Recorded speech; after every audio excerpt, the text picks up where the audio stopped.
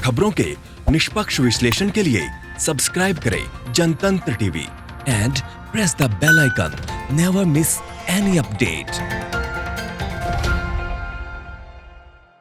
और चलिए ब्रेक के बाद आपका स्वागत है। रुक करेंगे बड़ी खबर की ओर, जहां पीएम केयर्स फंड का ऑडिट होगा। पीएम केयर्स फंड को लेकर बढ़ता जा रहा विवाद, अब पीएम केयर्स फंड का ऑडिट किया जाएगा। पीएम केयर्स फंड की जानकारी अपडेट करने के लिए एक स्वतंत्र ऑडिटर नियुक्त किया गया है। प्रधानमंत्री कार्यालय के 2 अधिकारी मानद आधार पर फंड का संचालन करेंगे।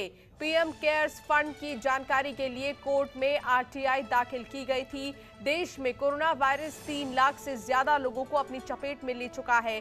केंद्र और राज्य सरकारें मिलकर कोरोना वायरस को हराने के लिए लगातार काम कर रही हैं। हालांकि इस बीच अब पीएम केयर्स फंड को लेकर विवाद बढ़ता जा रहा है। अब पीएम केयर्स फंड का ऑडिट किया जाएगा। विवादों और अदालती मामलों से जूझते हुए पीएम मोदी सरकार ने पीएम केयर्स फंड की जानकारी अपडेट करने के लिए एक स्वतंत्र ऑडिटर की नियुक्ति की है। 2 प्रधानमंत्री कार्यालय के अधिकारी मानद आधार पर फंड का संचालन करेंगे।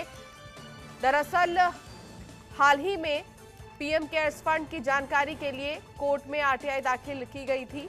आरटीआई कार्यकर्ताओं ने पारदर्शिता की कमी का हवाला देते हुए बॉम्बे हाईकोर्ट के साथ ही दिल्ली हाईकोर्ट में भी इस फंड को चुनौती दी थी। हालांकि इन आरटीआई का जवाब नहीं दिया गया और अब आरटीआई आवेदनों में से कुछ प्रश्नों का उत्तर पीएम केयर्स फंड की वेबसाइट पर दिया गया है। इसके मुताबिक ये फंड 27 मार्च को एक चैरिटेबल ट्रस्ट के रूप में पंजीकृत हुआ था। इसका मुख्य कार्यालय दक्षिण ब्लॉक में पीएम कार्यालय के रूप रजिस्टर है। दरअसल शुरुआत से ही पीएम केयर्स फंड विवादों से भरा हुआ है। पीएम केयर्स फंड के लिए सीएसआर दान को इजाजत है, लेकिन सीएम राहत कोष के लिए नहीं है।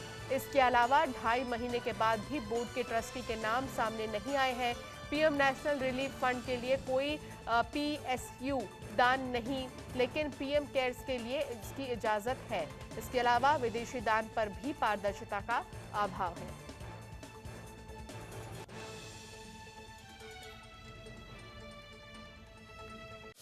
खबरों के निष्पक्ष विश्लेषण के लिए सब्सक्राइब करें Jantantra TV and press the bell icon. Never miss any update.